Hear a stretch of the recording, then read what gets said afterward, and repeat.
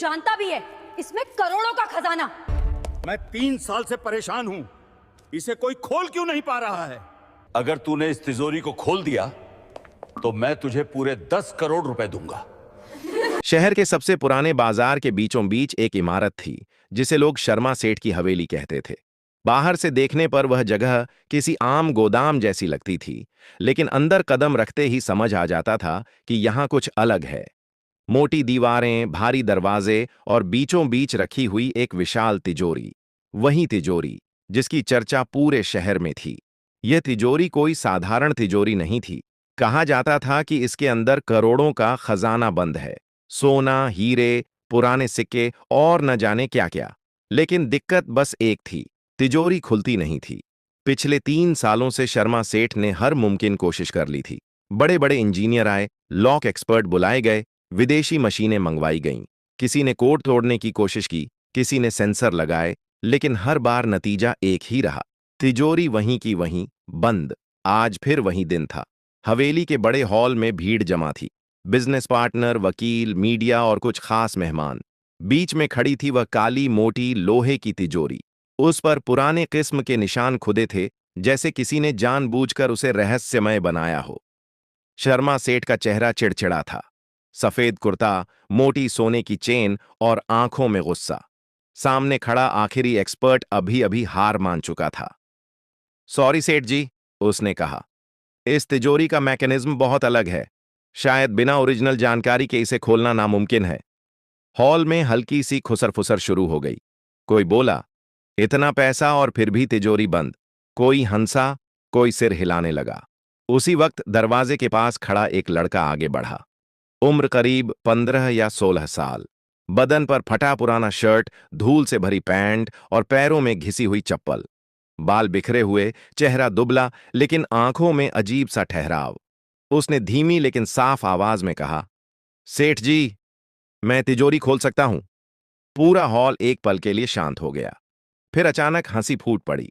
किसी ने जोर से कहा, अरे ये कौन है? किसी ने कहा, बाहर से कोई बच्चा घुस आया है। गार्ड आगे बढ़े, लेकिन शर्मा सेठ ने हाथ उठाकर उन्हें रोक दिया। उन्होंने लड़के को ऊपर से नीचे तक देखा, कपड़े, शक्ल, हालत, फिर व्यंग्य से मुस्कुराए। तू? सेठ ने कहा, यह तिजोरी इतने बड़े बड़े दिमाग नहीं खोल पाए, और तू खोल देगा? लड़के ने नजरें झुकाई नहीं। एक मौका दे दीजिए, अगर नहीं खुली तो मैं खुद चला जाऊंगा। भीड़ को मजा आने लगा। कैमरे फिर से उठ गए। नया तमाशा मिल गया था। शर्मा सेठ ने ठहाका लगाया और बोले, ठीक है, अगर तूने ये तिजोरी खोल दी। उन्होंने जानबूझकर रुककर सबकी तरफ देखा। तो मैं तुझे 10 करोड़ रुपए दूंगा। हॉल में शोर मच गया। कोई बोला, पागल हो गए हैं सेठ। कोई बोला, अब देखो बच्चा क्या करता है। लड़के ने सिर्फ एक बात कही, मंजूर है।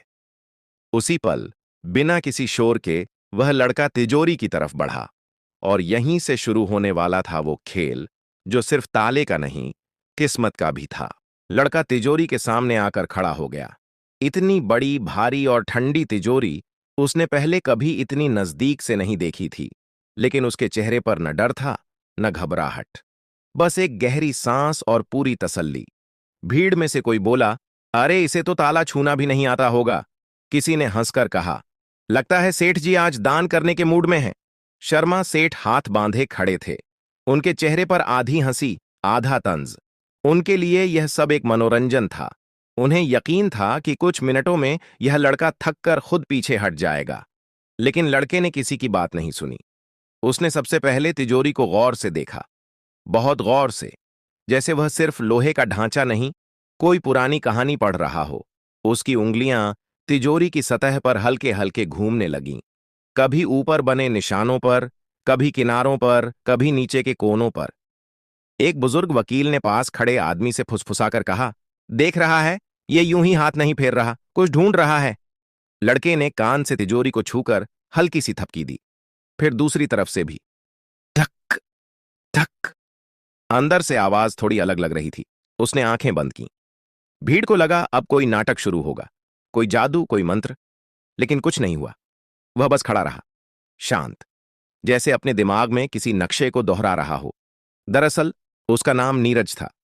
नीरज पास की झुग्गियों में रहता था। उसका पिता कबाड़ी का काम करता था। टूटे ताले, जंग लगे बक्से, पुराने संदूक, यही नीरज की दुनिया थी। बचपन से वह अपने पिता के साथ कबाड़ छांटता रहा था।